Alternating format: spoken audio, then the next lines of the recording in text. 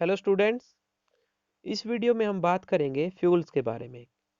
पिछले वीडियो में हमने बात की फ्लेम के अलग अलग पार्ट्स की और उनसे रिलेटेड टेम्परेचर्स की। और हमने बताया कि सबसे ऊपरी जो पार्ट होता है वो सबसे ज़्यादा गर्म होता है, उसके नीचे का पार्ट थोड़ा कम गर्म होता है और सबसे कम गर्म होता है सबसे मिडल पार्ट। आज हम फ्यूल के बारे में बात करते हैं।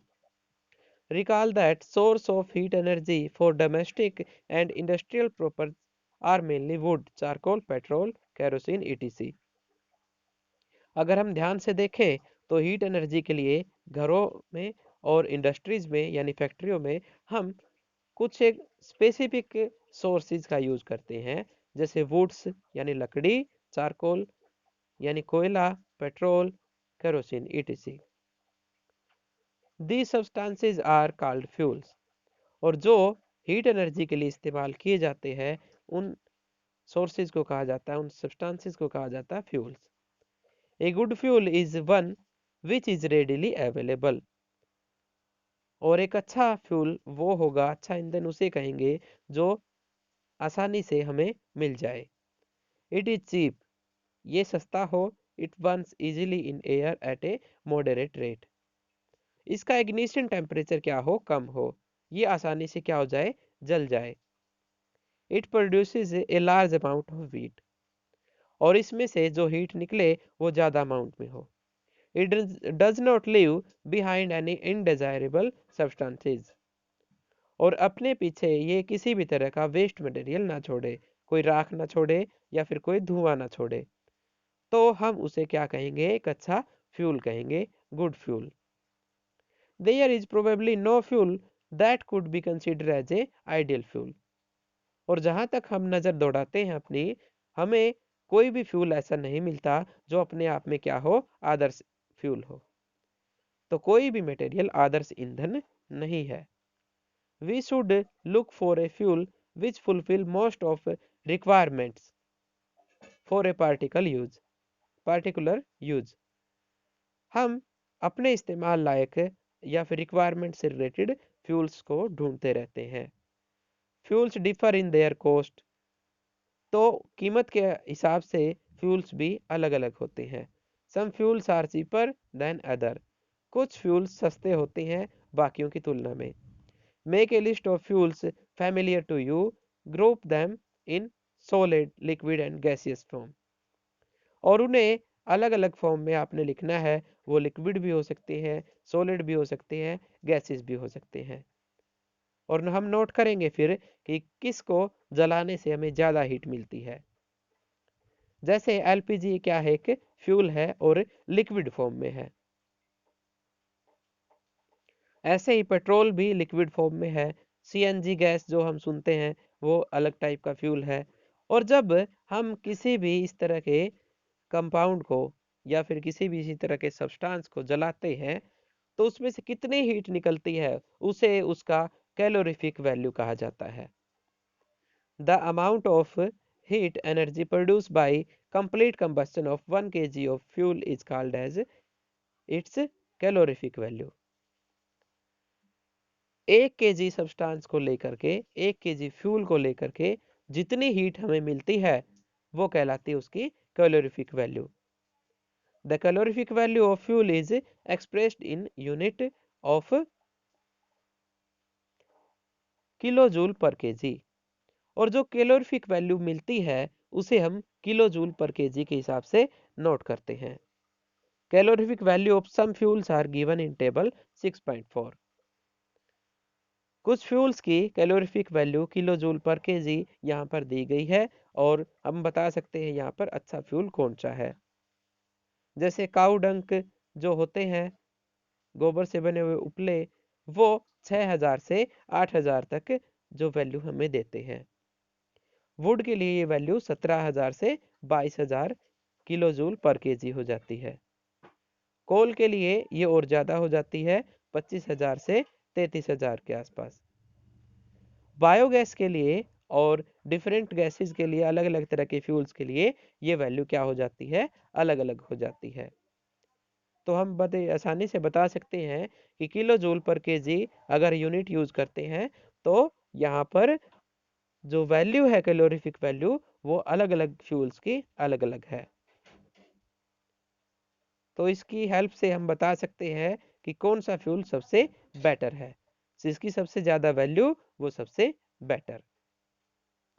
अब हम कुछ नुकसान की बात करते हैं जो इनको जलाने से एनवायरनमेंट में होते हैं। Burning of fuels leads to harmful products. जब हम फ्यूल को जलाते हैं तो उसकी वजह से कुछ हार्मफुल प्रोडक्ट एनवायरनमेंट में फैलते हैं। The increasing fuel combustion has harmful effect on environment. लगातार जलाने से इन फ्यूल्स को एनवायरनमेंट में कुछ खतरनाक एलिमेंट जो है वो ऐड होते रहते हैं। पहला, carbon. Carbon fuels like woods, coal, petroleum release unburned carbon particles. These fine particles are dangerous pollutant causing respiratory disease such as asthma. जब हम किसी भी कार्बन कंटेनिंग फ्यूल को जलाते हैं, जैसे लकड़ी को, कोयले को या फिर पेट्रोलियम वगैरह को, तो उसमें से कार्बन के अध जले हुए पार्टिकल एनवायरनमेंट में फैलते रहते हैं और ये छोटे छोटे पार्टिकल हमारे फेफड़ों में जमा होते रहते हैं। उसकी वजह से हमारा रेस्पिरेटरी सिस्टम जो होता है यानी श्वसन तंत्र वो ठीक से काम नहीं कर पाता और उससे जुड़ी समस्याएं हमें होने लगती है, जैसे asthma. Second point, the incomplete combustion of these fuels gives carbon monoxide gas. और अधूरे कंबस्शन की वजह से इन फ्यूल्स में से एक और गैस रिलीज होती है जिसे कहा जाता है कार्बन मोनोऑक्साइड गैस। ये बहुत जहरीली गैस होती है। It is very poisonous gas, बहुत जहरीली। It is dangerous to burn coal in a closed room. और अगर हम कोयला किसी बंद कमरे में जलाते हैं तो यह हमारा दम घुटने का कारण बन सकती है। It is dangerous to burn coal in a closed room. तो कोयले को कभी भी बंद कमरे में नहीं जलाना चाहिए। The carbon monoxide gas produced can kill person sleeping in that room. और उस रूम में सो रहे किसी भी पर्सन के लिए यह मौत की वजह बन सकती है। इसलिए हमें किसी बंद कमरे में कोई भी जो कोयला होता है वो उसे नहीं जलाना चाहिए। कंबस्शन ऑफ, अब तीसरे पॉइंट के बारे में हम बात करते हैं। Combustion of most fuels release carbon dioxide in environment. Carbon dioxide को जब हम जलाते हैं, मतलब किसी फ्यूल को जलाते हैं, तो उसमें से कार्बन डाइऑक्साइड जरूर रिलीज होती है अगर फ्यूल कार्बन कंटेनिंग है तो। और वो कार्बन डाइऑक्साइड एक और हैजर्ड के लिए वजह बनती है जिसे कहा जाता है ग्लोबल वार्मिंग। हमें पता है ग्लोबल वार्मिंग का मतलब क्या है। हमारे टेम्परेचर यानी एनवायरनमेंट का जो टेम्परेचर है वो हर साल लगातार बढ़ता रहता है और ये ग्लोबल वार्मिंग कहलाता है। Global warming is the rise in temperature of atmosphere of the earth. Earth के एटमॉस्फेयर में जो टेम्परेचर का राइज होता है वो ग्लोबल वार्मिंग कहलाता है। This results among there things in the melting of polar glacier. और इसकी वजह से फिर ध्रुवों पर जो ग्लेशियर है, बहुत सारी बर्फ जमा है, वो धीरे धीरे क्या हो रही है, पिघल रही है। और उससे हमारे समंदरों का जो लेवल है वो लगातार क्या हो रहा है, बढ़ रहा है, causing flood in the coastal areas. और जो समुद्री तट होते हैं उन पर ये बाढ़ की वजह बनता है। लो लाइंग कोस्टल एरिया में even be permanently submerged under water. और जो निचले तट है वो तो पूरी तरह से डूब ही जाते हैं। फोर्थ पॉइंट में हम बात करते हैं burning of coal and diesel release sulphur dioxide. कोयले और डीजल की वजह से जो इनकम्प्लीट बर्निंग होती है उससे सल्फर डाइऑक्साइड एनवायरनमेंट में फैल जाती है। एक खतरनाक गैस होती है जो दम घुटने का कारण हो सकती है। हमारे शरीर में हमें सांस लेने में दिक्कत हो सकती है इससे। और बहुत तेज गंध वाली ये गैस होती है। Moreover petrol engine give of gaseous oxide of nitrogen. और उसके अलावा जो इंजन होते हैं जो पेट्रोलियम पे चलते हैं उनसे नाइट्रोजन गैस भी रिलीज होती है, नाइट्रोजन ऑक्साइड। सल्फर और नाइट्रोजन के ऑक्साइड वो हवा के मतलब बारिश के पानी में घुल जाते हैं एंड फॉर्म एसिड्स, और एसिड बना लेते हैं यानी अम्ल बना लेते हैं। Such rain is called acid rain, और इस तरह की जो बरसात होती है उसे एसिड रेन कहा जाता है यानी अम्लीय वर्षा। It is very harmful for crops, buildings and soil. यह वर्षा यानी कि यह रेन बहुत खतरनाक होती है फसलों के लिए, बिल्डिंग्स के लिए और मृदा के लिए, मिट्टी के लिए।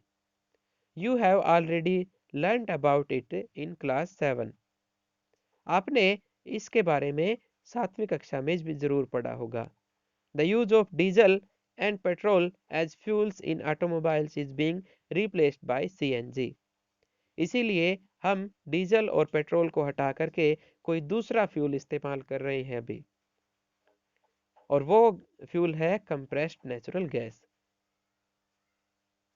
यानी प्राकृतिक संपीड़ित gas. Because CNG produce harmful product in very small amount, क्योंकि सीएनजी से जो हार्मफुल प्रोडक्ट होते हैं वो कम अमाउंट में प्रोड्यूस होते हैं। और हम बता सकते हैं कि CNG is a cleaner fuel, और सीएनजी एक साफ फ्यूल है as compare to coal and petroleum. तो ये आपका चैप्टर था और हमने इसको कंप्लीट किया। मैं उम्मीद करता हूँ आपको समझ में आया होगा। और डिफोरेस्टेशन इसकी मेन वजह होती है किसी भी पोल्यूशन की। अगर हम पौधों को कंप्लीट से जोड़े रखें यानी हर साल पौधारोपण करते रहें तो हमारी पर्यावरण से जुड़ी हुई बहुत सारी समस्याएं दूर हो सकती है। Okay, all the best.